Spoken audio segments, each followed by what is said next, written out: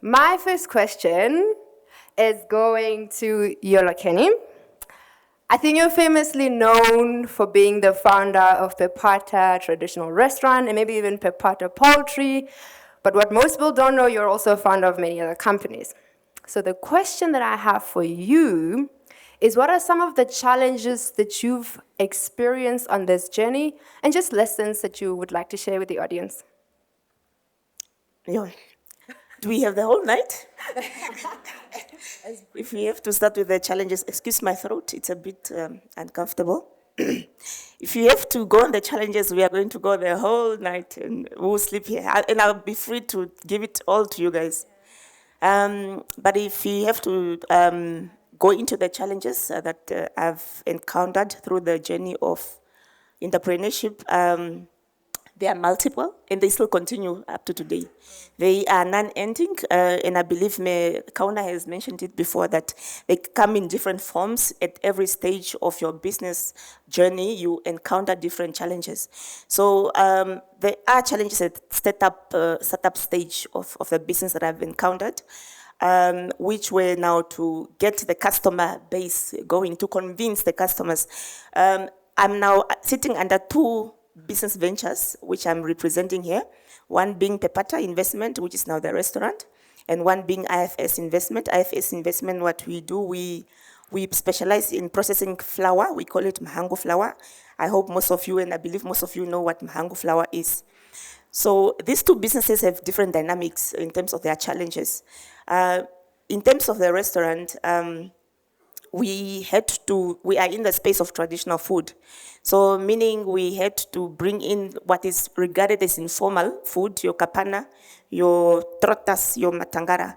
It's not regarded as a formal market food type. So we had to bring it into the formal space, which is in the town area.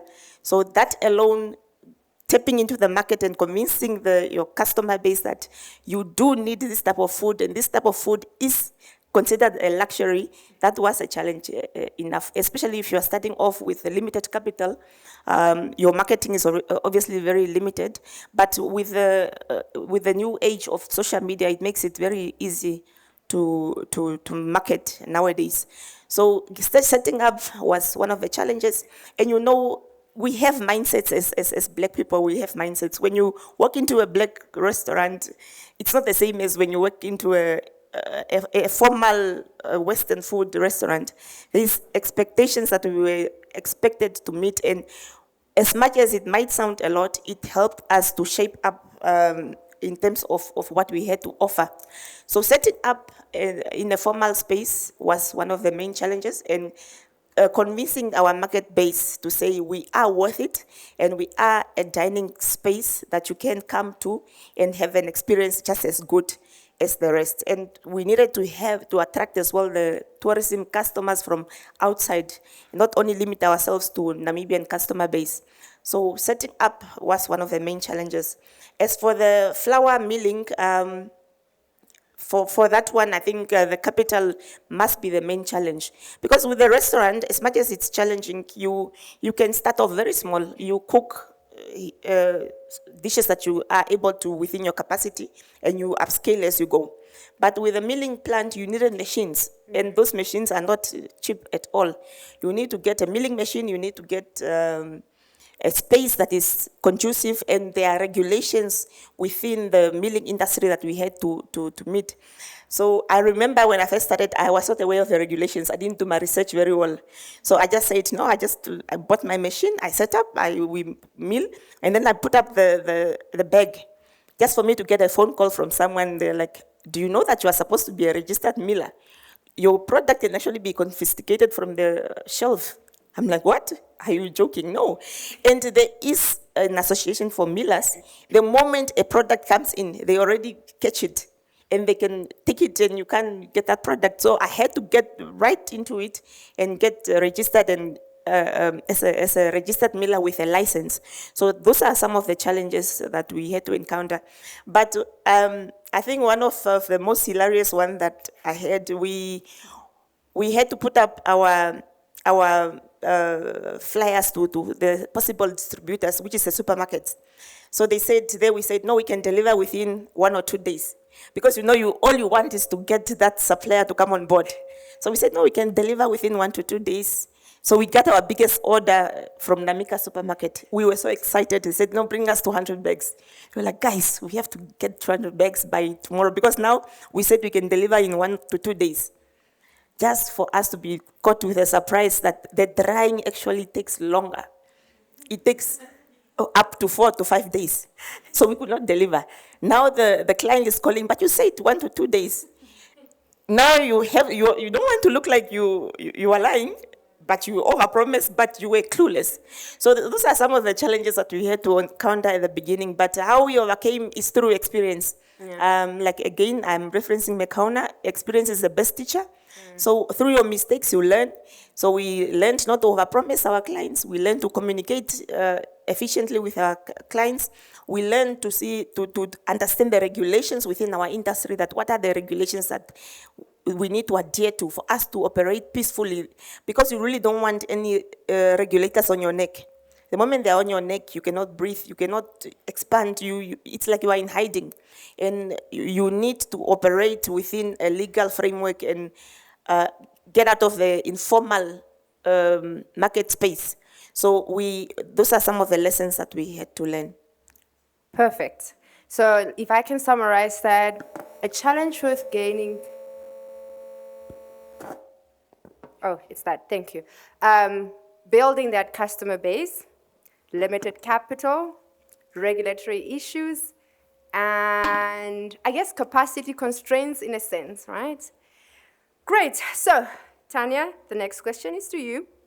You founded Ripamo in 2011, but you were only able to scale it in 2014 after you attended the Female Founders Incubation Program. It hasn't been named, but after you went through this program, I think the question that I have for you is, what do you think is the role that, say, female founders or female entrepreneur-focused incubation programs, events, other similar convenings, what's the role of those in propelling female entrepreneurs to success?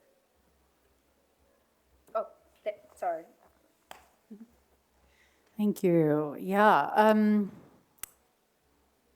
I had to think back to that time in 2014, and just maybe for everyone's understanding, I started as a sole proprietor. I had a laptop. That was it. I knew that I wanted to create a space for design in Namibia, and that design could be a value-adding discipline to design great brands, design beautiful things that had meaning. That was really important to me at the time, and I thought the only real offering that exists in that space, you either have agencies or you have freelancers. There wasn't really anything in between. But I very quickly understood that while I knew a lot about graphic design, I knew very little about business. And just interestingly, I think opportunity is the other big thing that I would put next to funding. It is initiatives like NABAN. It is organizations like Basecamp Namibia that say, you know what, we want to close the gap and we want to make a difference and we're coming on board. And I think the relationship between private sector, so individuals like Josiah seeing the opportunity, partnering with FNB because they also believe it, we have to come together to build the ecosystem for the change that we want to see. And for all female entrepreneurs in the room, please keep coming to these types of events. Work in and on your business and capacitate yourself through the enormous opportunity that there is. I think Mekana also said it, that in Namibia, we do enjoy a lot of opportunity, and I think we're quick to bash the lack of opportunity that we have here, but really there is a lot. So I very quickly saw that I didn't have the business skills. I didn't know things like calculating profit margins and all of that, but I did have brand strategy and thinking strategically, so that really complemented.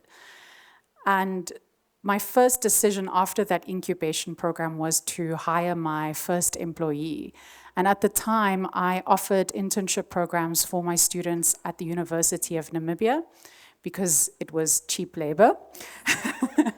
But I realized that they also needed experience in industry, and also through my studies that I had with some of my lecturers, some of the best things that I learned wasn't in design school. It was by being at an agency and having a great mentor that took me along the process and really taught me the industry insights that you don't get when you're at design school. And I know Namibia is also shifting into a space where we're trying to create more internship opportunities, more apprenticeship opportunities. And my first decision was to hire Dudley Minnie, who's still with me today. He's still part of my core team.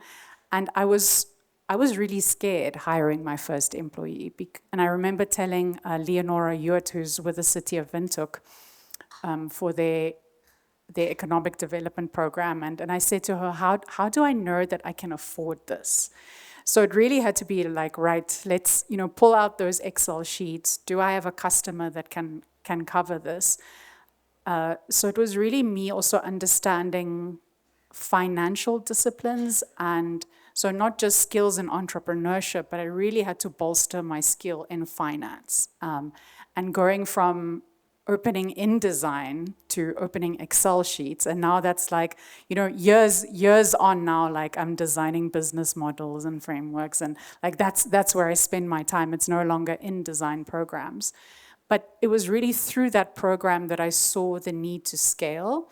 And since then, like our team has grown and so has the offering. But to go from one discipline to another as an entrepreneur, and can you cultivate those skills? And that yes, you're going to learn through doing, very much so, but there are so many initiatives available to us, not necessarily through formalized education, because I understand that that's the other next big thing. We can't all go to Stellenbosch Business School. And again, there is fantastic opportunity to fund that, but so many great initiatives that offer quality programming. I know that NIPDB is in the room. They've got fantastic programming. There's so much. Please sign up for these things and commit yourself to it.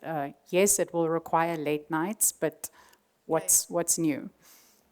Yeah, thank you so much, Tanya. And just to add to that, most of these programs and initiatives are actually free for the most part. So yes, you know what you want to do, but maybe you lack a bit of that business acumen, and these are the places where you can get access to those kind of resources. And latching onto that, Mekauna, I know BFS has been very strategic in the way that you deliver your solutions, particularly as well when it comes to supporting SMEs. I mean, just support beyond finance, that is. I'm aware of the bootcamp that BFS ran in partnership with the Foreign Ministry of Latvia for female entrepreneurs. I really, really just wanted you to touch on that. So, like, how did that partnership come about, and maybe what was the impact that came from that? If it's still running, I'm not sure if it still runs. Oh, okay, perfect. Okay, you can have mine. The program is called She Rebuilds the World. So it assumes that there was some building, and now there is need to rebuild differently, with a touch of a woman that hopefully builds to more sustainable communities. The program is covering boot camping, but also 3 months business training with the Latvian Business School.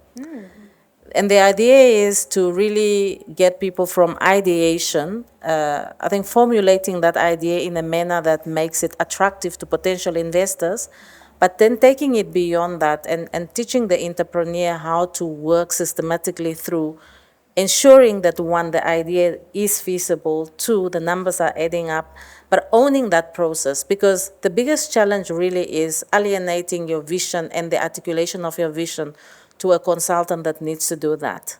And that's really what we're hoping to do. And that's why, as part of the collaboration that we're doing as well with NABAN and Basecamp, we're working on what we call an aggregator, private sector pioneered aggregator called the Namibia Innovation Hub, where we want to look at strengthening the existing programs, but also filling the gaps in terms of what does not exist. Because entrepreneurs need to be assisted across the value chain of their needs until a business is actually, or product is actually on the shelf of a company, be it now in Namibia or outside. I just want my Kona to repeat the name because She rebuilds the world. doesn't that just sound nice, guys? Come on, ladies, okay? And how it came up was really a conversation between me and Eva, enabled through our ambassador in France, who met Eva, a Latvian in the diaspora in Italy, and through his commercial diplomacy, realized that there is a program that could be meaningful and connected me and Eva. And sometimes that's really all we need to do. There's a lot of things that I won't be able to implement, but if I share the information and knowledge and the opportunity with another person, it can create significant value. From what the ambassador has done to connect two women, we have achieved a program that's not just running in Namibia and Zambia, but now has scaled to South Africa and Zimbabwe. Kenya is joining, so by next year we will have 7 countries on the program. We're taking the Namibian program also outside Windhoek to ensure that we can expand the reach. Wow, no, thank you. That's, I'm happy I asked the question, honestly. Great, so I've spoken to our female founders, and then there is this interesting category of male-female co-founded startups, okay? And then I'm moving over to Colin. So I think my question to you is, being a co-founder of not just anybody, but your husband, how would you describe how that specific partnership has enabled the success of Onguda? Yes, Onguda. Nguza, thank you. I think we're really rare. So I love my husband very much, but it doesn't, I was married once before and tried working with him and it was a disaster. So you never know. Like, I think any partnership, actually business partnerships, I think most people who've worked in any kind of co-founder or business partnership relationship will know that it's actually a lot like marriage to begin with. And it's one of the most important partnerships that you form and your co-founder will make or break your business. Yes. And it's not just the person, but what the relationship looks like. And we've been together for like 12 years now. So it's not like it wasn't a new thing that we stepped into. And actually, Onguza was Dan's dream for a long time. And I have a very long background in brand building, and I had always said, I'm gonna just let you do your thing, and it was a disaster. No, it wasn't a disaster. Like it was like it would. Dan's not a creative in that sense. He's a very creative thinker, and he's got a kind of engineer's mind. And for people who don't know, he's a 2-time Olympian. Yeah, my husband, he's a 2-time road cycling Olympian for Namibia, and professional road cyclist. And so he brought to the table a very unique set of skills, and I think that's that. But he didn't have the experience of actually building a brand and actually having a job. He never really had a proper job that we would know, other than, riding a bike for a living. And, and that's a great job to have, but you don't, like, learning how to manage people and not just manage people. One of the conversations we often have is about protecting our team and, making sure that people feel listened to and that people feel like their own position is not in jeopardy. And those really basic skills weren't there. And so in 2021, we were sort of on the verge of launching, and Dan was set to race his third Olympics in Tokyo. Some people know he got COVID and couldn't go 24 hours before he was set to fly. But he was going to be racing a Namibian-made bicycle at the Tokyo Games. And this is a bike that was handcrafted in Omaruru. Okay, so what that means to Namibians is huge. Yeah. And we were in this sort of whirlwind going up to the 21 games, the 2020 games that were happening in 21, and I would say we had the best silver lining to him not going is we got to make a giant mistake and nobody saw it. So we had, and I often say this to founders, like it doesn't really matter what that very first iteration of your brand looks like. Just do it. Just put it down on paper and say the name out loud, because nobody knows you exist. And you might think everybody knows you exist because your village knows you exist, your family knows you exist. Nobody knows you exist, right? And so we had this great quote. We had the editor-in-chief of Bicycling Magazine International, who runs Hearst Lifestyle, okay? So he sits in New York and Philadelphia, and he says, we have this great quote, and he's like, Onguza is the most interesting bicycle in the world, okay? And we're like, we're gonna use that, we're gonna launch it. Dan can't go to the games. And so we're sitting on this thing and we're like, well, that was a mistake. And we took 2 months, we did nothing. We just decompressed. And that was the point in which I'd found a designer for Dan to work with. And, but it was at that point we sat down and I said, I'm gonna be involved in this because you need a partner. You can't do this alone. And so we went back to the drawing board and I said, what's the story only we can tell? And, you know, Namibia is very rich in story, and there are a lot of domestic brands, but very few brands have actually made it out of Namibia. And so the rest of the world doesn't know what Namibia is. And so the partnership itself, we have this rule, and it's actually a rule in our marriage. And it's become a rule sort of in life, which is that nothing is ever off the table. And what that means, and we came across this family rule, if you will. We'd been living in the Bay Area, and I hated it. I'd been flying back and forth. I was working for a startup in New York, and every 3 weeks I was spending, and I had a newborn baby. I was flying every 3 weeks to New York City. And I said, I hate living here. And we just said, right, nothing is ever off the table. Because he said to me, I thought moving was off the table. So we said, nothing is ever off the table. You have to be able to discuss every possibility.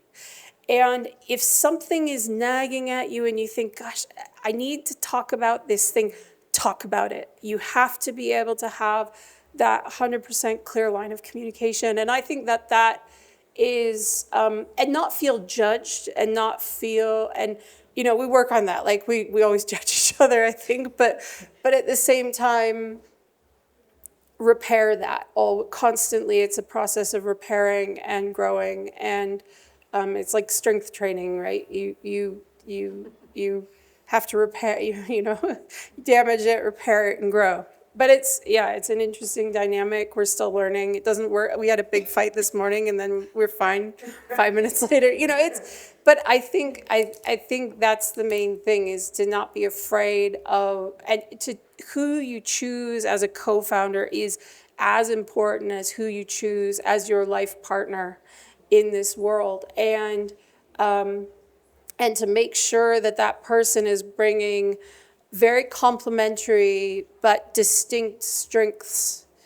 And if you don't have very clear roles and strengths, you'll find that different philosophies will fight at each other, and so like, if you're a graphic designer, don't go out and find another graphic designer as your co-founder. You know, find somebody who knows how to run Excel, and like, work with an accountant. They're brilliant, actually. Like, they make great founders because they keep you in line. They tell you not to spend money. We need one. No, we've actually got one, but yeah. Thank you so much. I love the tagline that you said, that too, but she said, who you choose as a co-founder is like choosing, say that line again? A life partner. Yes. Isn't that so powerful? Wow. And then I have another question for you, which is, can you share a personal anecdote or experience where securing funding was a game changer for your business and how it enabled growth and expansion that you otherwise not would have had? I can. Yes, please. Okay, so I'm going to tell this as a way, I'm actually going to, the most important thing I ever did was I had a startup before this that failed. Oh, yes. And I was in 2013, I founded a women's wear company. We were doing technical adventure wear for women. We were doing like outdoor clothing that was meant to be cool and beautiful. And we raised over £250,000 sterling. And we're based in London. And it took very little time to blow through that. Like, just, it felt instantaneous. You know, the money comes in and then it's gone. You're like, wait, I was going to use that. So actually, the most important thing I did was mess that up. And I think with that, and I call it a success because I spent 10 years pretty much after that point, well, more like 8 years. And I knew so much more because I'd actually made those mistakes. And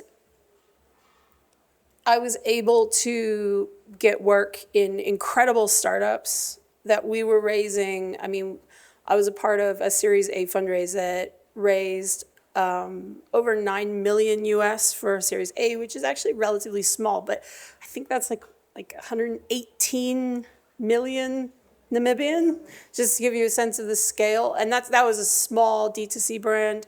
And many, many other companies after that point with all of that knowledge. And coming into Onguza, I said to Dan, we are not going to seek funding until we are a real business, until we have a path to growth and break even. And I don't even want to talk about it because actually you find that you suddenly will be working for somebody else. You're not actually working for yourself. You are suddenly working for your investors. And that is something a lot of founders fail to realize when they start thinking about going out for money, and it's like, oh, all of a sudden there's this free money, but actually no, you've just got a harder job. Yeah. And so I would say that was the most successful thing I did, was mess up my first company so that the second one would work. Wow, that's a good response. Thank you, thank you, thank you. Then I'll turn back to Mekana. So the question that I have is that research shows that female founders receive significantly less funding compared to their male counterparts. Now, in your opinion, what are some of the key barriers or challenges that you think women face in accessing capital and how these obstacles can be overcome? Yes. I think the biggest obstacle is probably who makes the decision. I think if we could have more people in an enabling role that understand the value of diversified lending, but also just lending to females, that will already, I think, move the needle fairly much. Women are actually, I think from a credit perspective, better payers. And even if you look at VC investment or equity investment in women portfolios, they tend to generate a higher IRR, but they also give you actually much more return if you look at other indicators, especially from an ESG perspective. Because the way the funds are applied or the selection of investments are made is a bit different. So we'll actually be better off if more women get funding. But I think until we embrace and we purposefully take away the barriers and the discriminatory practices, and I think that's why I'm really happy to see the number of men in this room looking at how to make the world or Namibia a better place to be. Because there is intuitive value to a woman entrepreneur that is slightly different from a man. Also in terms of just application of funds and accountability. Men are naturally, like they say, if a person goes for an interview and they happen to be male and they know 50%, they say they know 100%. If a woman knows 70%, she says she only knows 30%. So there's a natural, I think, confidence difference between men and women. And how we show up is also reflected based on our agendas. So, of course, if somebody is looking at application for funding and looking at how the entrepreneurs show up, a man tends to be a little bit more confident and probably speaking to the numbers more confident, even if they don't add up. Now, if the assessor of the investment does not apply a holistic approach, we will continue to provide less capital to women and lose out on greater returns. But there's also a duty on women, I think, to be a little bit more assertive. Whilst the world discriminates against women, women don't have to take the discrimination. So there's an obligation on us as women to just draw a little bit deeper in us, inside, and have that courage and not be defined by how people see you. I always say it's fine if somebody thinks I'm stupid. I actually like it when people, because you don't owe an explanation to the next person about who you are and what your qualities are. I think women tend to be too concerned about other people's opinion, and the moment you're in somebody's office, that is an intimidation in itself. So there's a lot we can learn from our male counterparts in terms of how to show up, how to dress up, how to confidently speak, and how to make sure the numbers are adding up. And therefore claim then that funding that is really needed to be channeled to women-owned businesses so that we can have more resilient communities. Thank you. My key takeaways are the enablers or the decision makers play a role. But number 2, we need to get our confidence level up, ladies. So be assertive. And then my next question is on to Tanya.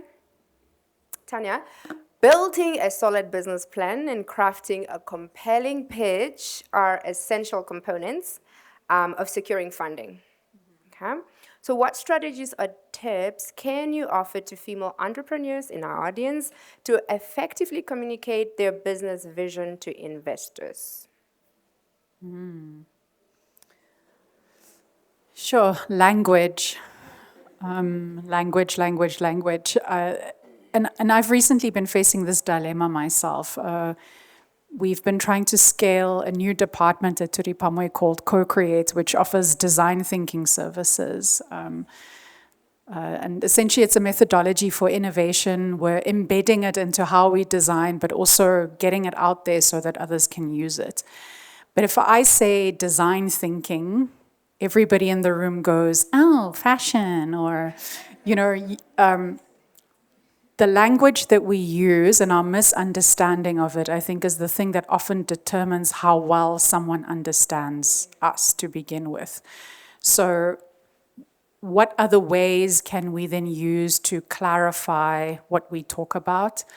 And I think also very much from the customer's point of view or the investor's point of view, how would they understand the language? How would they see it differently?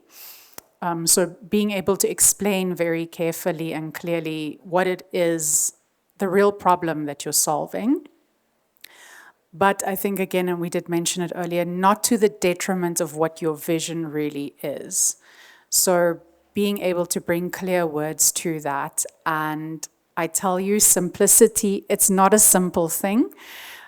And being able to present confidently and clearly and concisely does come with practice. And you might rewrite a script over and over again or prepare a pitch deck over and over again. And that's often, you might just have one fantastic image of Dan Craven driving down a dusty road in Namibia and just talk through it. But it's more like the feeling of that photograph and what it aims to show, and ultimately maybe to a customer you're selling feeling, but that's weird for investors because that's emotional, right? And I think also the difference between when do we sell emotions, and that's what I'm also learning as a designer lately, is when is it important to understand human beings and their needs versus the outcome of stuff, the things that are then like very measurable in terms of numbers and KPIs. So perhaps just to recap, it's like really bringing clarity, language clarity to what you're talking about, and will the investor see that clearly? I think there are also statistics where female entrepreneurs often say that it's like the investor, they just didn't get my vision. I think I forget now the name of the founder of Canva, and I think this week they introduced like crazy new AI features. And when she pitched Canva in the beginning, people were like, but why? Investors were like, well, we've got Adobe, why would we need this? And she just felt like, I don't feel like my vision is being seen. So maybe also for investors, in the same way that we would design differently for women-funded programming, to maybe, are we going to put on different lenses for how we see funding for women from an investor's perspective? Yes, please. I think there's a really basic thing, which is you need to be able to say where the money is going. And this is something that very often people who are running startups or any kind of growth business don't necessarily understand, is that money is not just cash flow. Investors are going to expect you to be able to say, my business is going to grow in this way.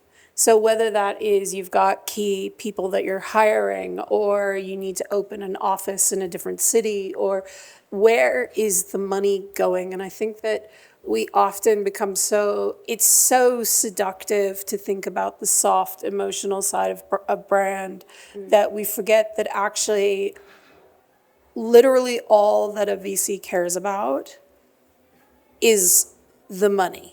They work with all different kinds of businesses, and you can build a brand, but they need to know where the money is going. Maybe the money is going towards building the brand. Maybe it's going towards hiring a graphic designer.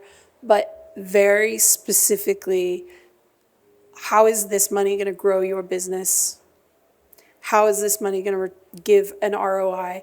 And in what ways? What's the time scale? And I think a lot of people overlook that because it's so seductive not to. Thank you so much, Colin, for adding to that.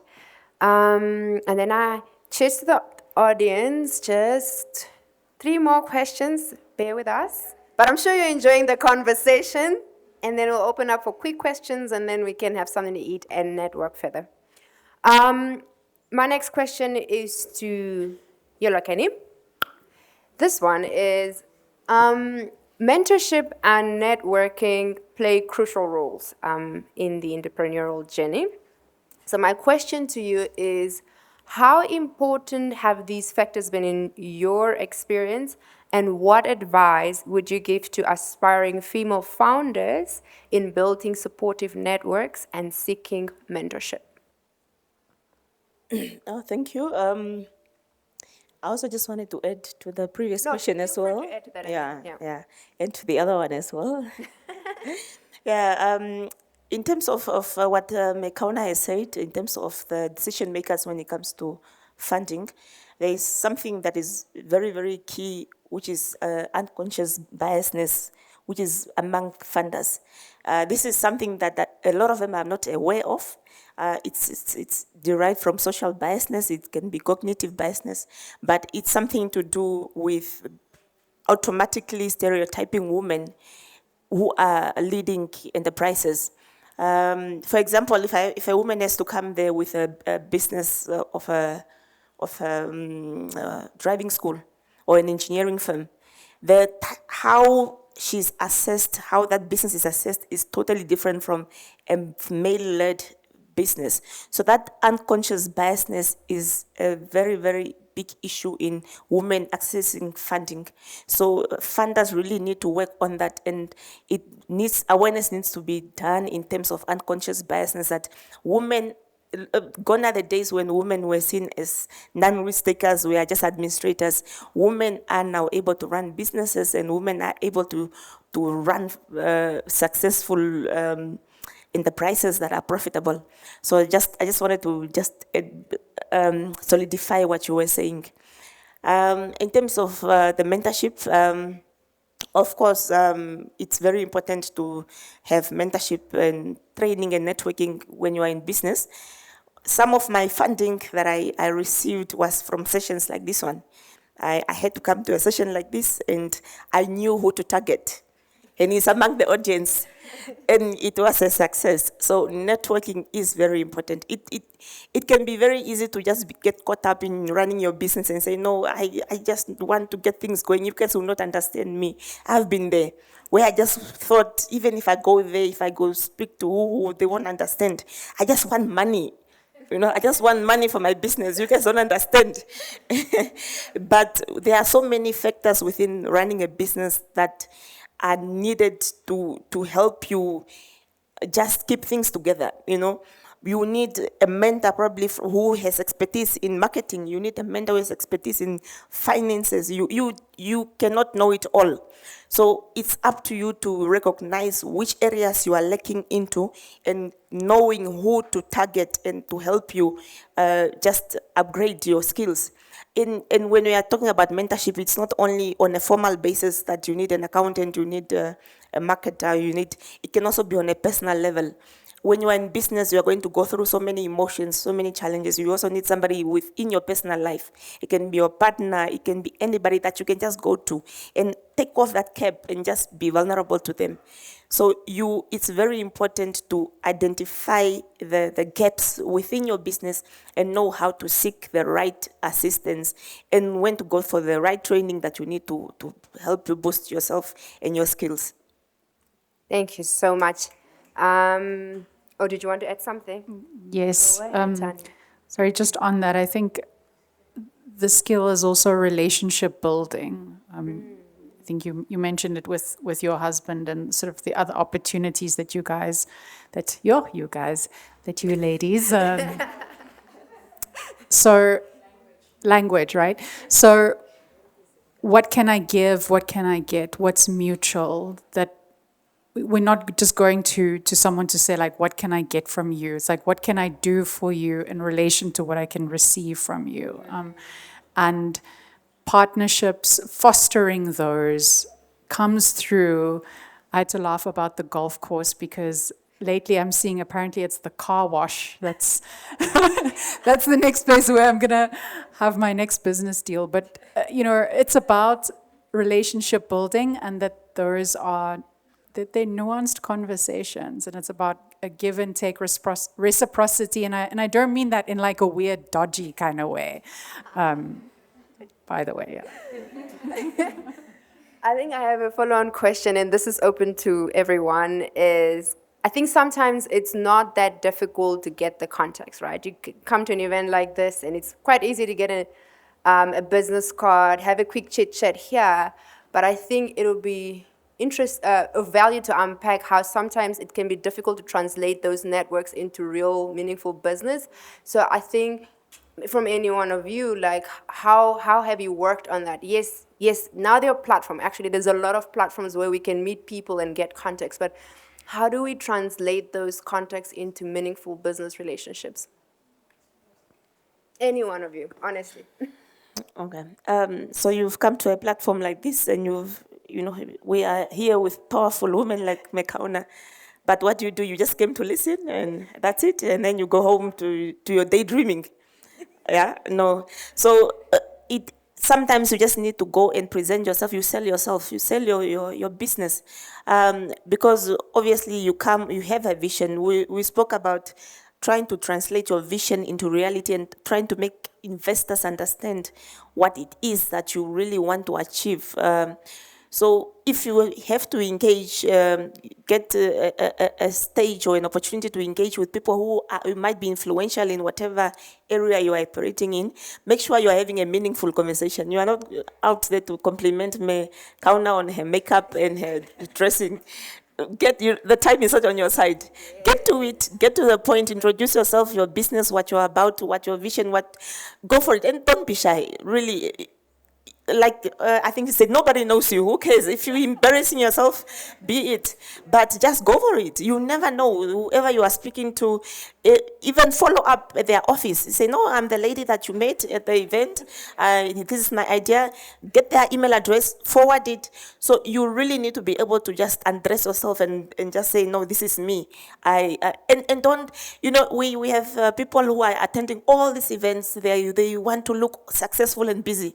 Like I was at what event, I was what event, but what has it been impactful to you? Or you are just showing up for the sake of being relevant. So you really need to make sure that when you are showing up, you are really getting value for your presence and getting what you came for. Yeah. I'm going to add to that. Please. I think one thing women in particular are often very bad at is hearing ourselves speak up. I think women are very often afraid to hear their own voice. And I had a university professor once, it was the very beginning of the semester, and she said, speak on the first day of class. It doesn't matter what you say. It's like ripping a Band-Aid off. You get used to hearing yourself speak. And so coming to events, ask questions, speak up, and don't be afraid of that, because it's so, like, I collected mentors when I was in I'm in my 40s now, but I mean, I love it, actually, for the most part. But when I was in my 20s and I was living in London, and I was just, anybody who was willing, I'd go to a conference, oh my gosh, can I buy you a coffee? Can I talk to you about what you're doing? And I got my very first job because of a mentor. And it wasn't with him, it was because he knew the right company, and I think the reality is you don't know where the network and the mentors are going to take you.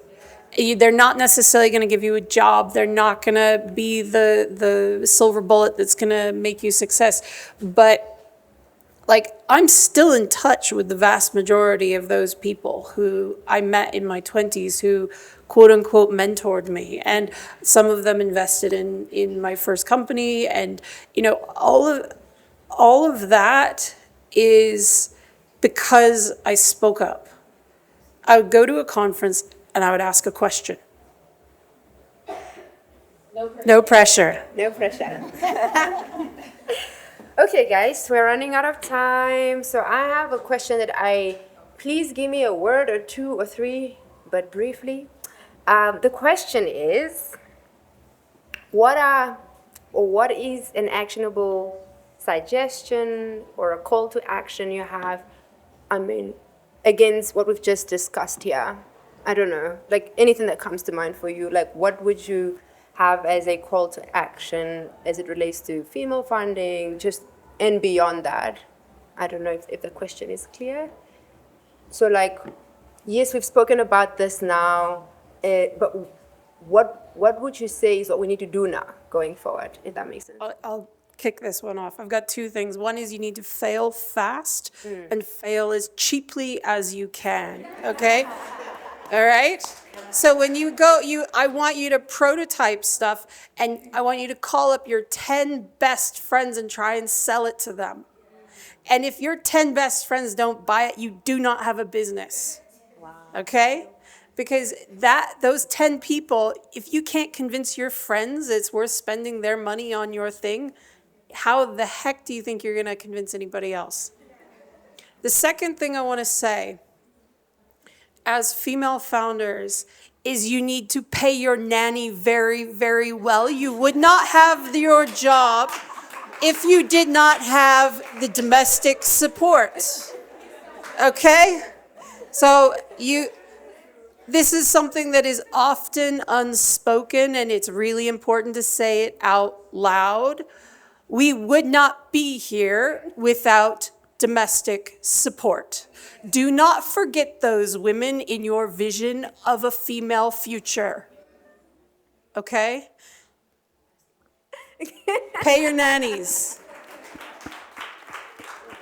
That's a good one. Oh, okay. For me, I would say you must be bold enough to go for it. It might be scary. It might look unattainable. It might look impossible, but just go for it. You really, and don't be scared to dream big, because, we often think certain things are for certain people. We think, no, for me, let me just stay small. Don't remain stagnant. Don't remain stagnant, because there is a thin line between you being in the comfort zone and just stepping out. When you step out means you need to be able to take the risk of getting funding. And especially among us, the Black culture or Black race, our parents, it comes from our parents, we are discouraged from taking credit. They will tell you, Kanave, you want to take credit, loan. Yeah, you want to, let them come after you if they have to, but it's true. Because if you are going to just be in the comfort zone, you will be stagnant for good. You will never grow an empire. And all these businesses that we are seeing here, they had to get funding at some point.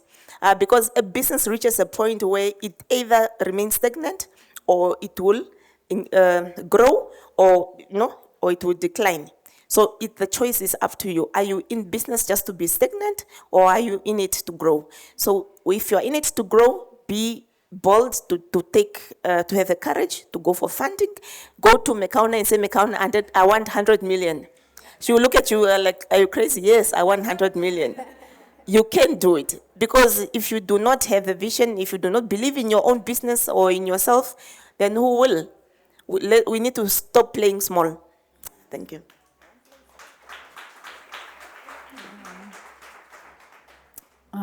And you know what? I'm gonna reference my notes from tonight, because I think I learned so much from these three women sitting here. I'm gonna say deliberate specificity. Be specific about your vision. Be deliberate about what you're doing each day.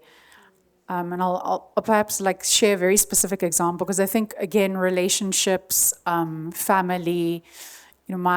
My mom was a single mom, a career woman who raised me. And after this, I'm going to go visit her, because Tuesdays it's actually my turn to cook. So I cook for my mom on Tuesdays anyway. So I cooked for her earlier, but I just said, here's the food. I'll come join you afterwards. So, and she's retiring now.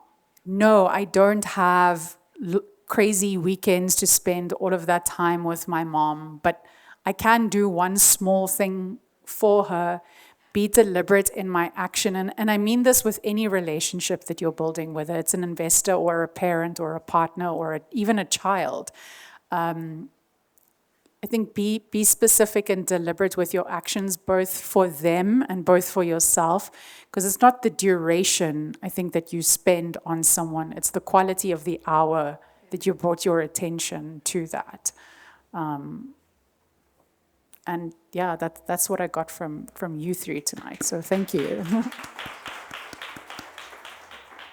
I actually want to start by building on Yolokeni's statement and just advise that no business was started equal to the balance sheet of the founder. Otherwise, there will be no businesses. People leverage, they borrow, they get friends and fools and VC funds and angel funds to invest.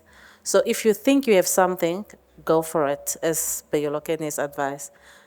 2 points from myself. I think one, as women entrepreneurs, it is important to define your relationship with money. If you own a business, it's not you and your family's business. It's a legal entity, a legal persona in its own right. When partner wants something nice and you want to use the business balance sheet to improve your own personal balance sheet, that is a no-no. Your children should not have access to influence how you make your business decisions. If there's one thing I've done from the beginning, when I left Windhoek and started BFS, I told myself, I'm going to practice what I've been expecting people to comply with. So my decision from the beginning was to do everything by the book in terms of accountability and transparency. So I don't take a $50 from the kitty without bringing it back the next day. And the same boundaries should apply to your family and your loved ones. Your business is a legal persona. I want to leave you with a little bit of business, and I call it the serenity prayer. I almost live it autonomous. It's natural. I try to focus on what I can do. And I've, over the years, discovered there's so much I can do. People actually ask me, how do you get to do the number of things you do? It's because I practice the serenity prayer. Every day, I tend to understand what I can do and the best I can bring to the table that day. Focusing on what is out of our control is actually us putting ourselves in a hiding place, because it is easy to blame things going wrong when you're focusing on the reasons that are out of your control. But if you focus on what you can do and you put your energies behind it, you'll be surprised how much you can achieve.